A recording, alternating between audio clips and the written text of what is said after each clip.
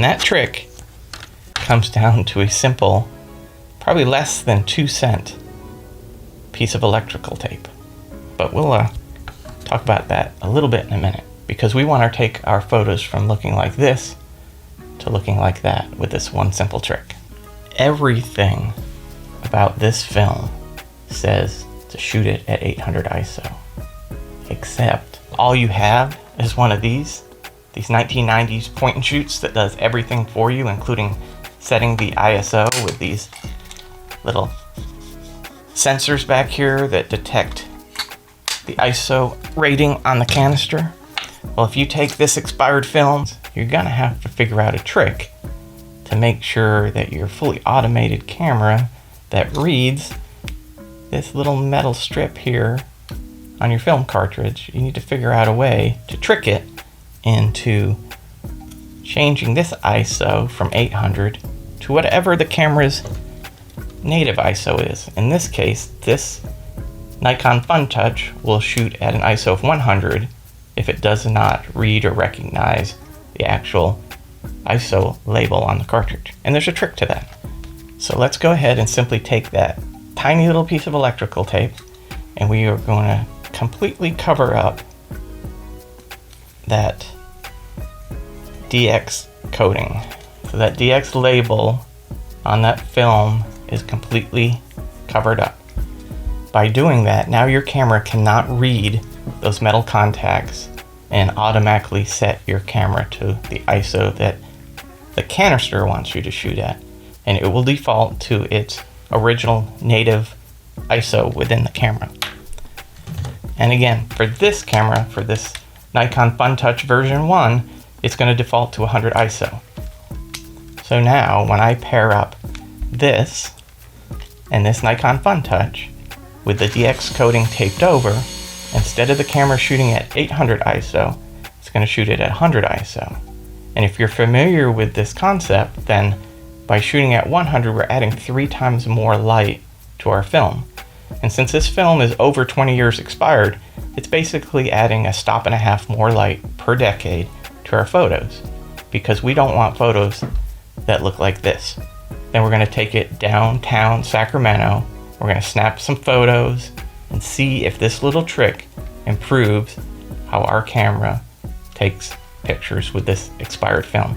Because if this works, we can end up saving ourselves up to $5 or $6 a roll, because color film these days on average costs about $10 a roll, but I can pick up this expired film for $3 or $4 a roll. So hopefully this works. Let's go take some photos downtown.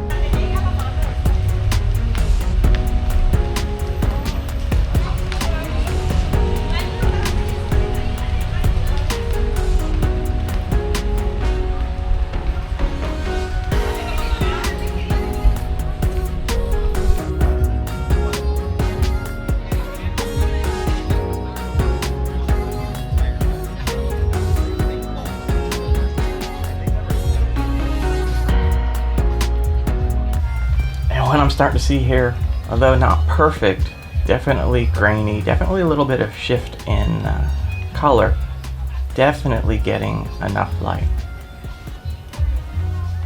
So for 25-year-old film, I'm noticing the trick definitely worked. I am getting more light. There is color shifting. There is a lot of grain, but we are using 800 speed film. But I like the shadow detail. We're not like blowing out with grain like normally would happen if you're shooting real expired film in a point and shoot. So I'm happy with what I'm seeing. The whites look pretty good. Shadow detail, there is some graininess in the shadows, but not too bad.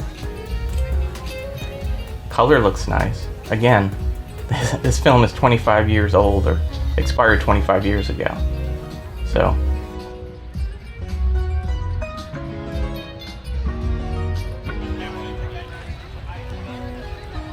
could be better, but overall, happy with it. I mean, we're talking about a $3 roll of film here. Again, the shadows, not picking up as much shadow detail, but that's to be expected. And all these photos have kind of like a nice vintage vibe to them. I'm glad to see I can take this 2-cent hack, tape over the DX code, and save some 20-year-old expired Kodak film using a simple, fully automatic point and shoot camera. And compared to what we were looking at in the beginning, when I was shooting and testing at box speed, this is a great improvement.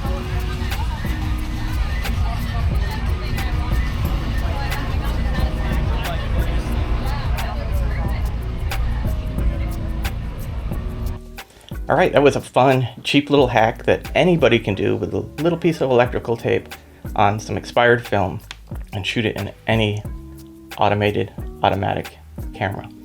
Hope you enjoyed it. This is Steve. Please like and subscribe. More content coming your way, and I'm out.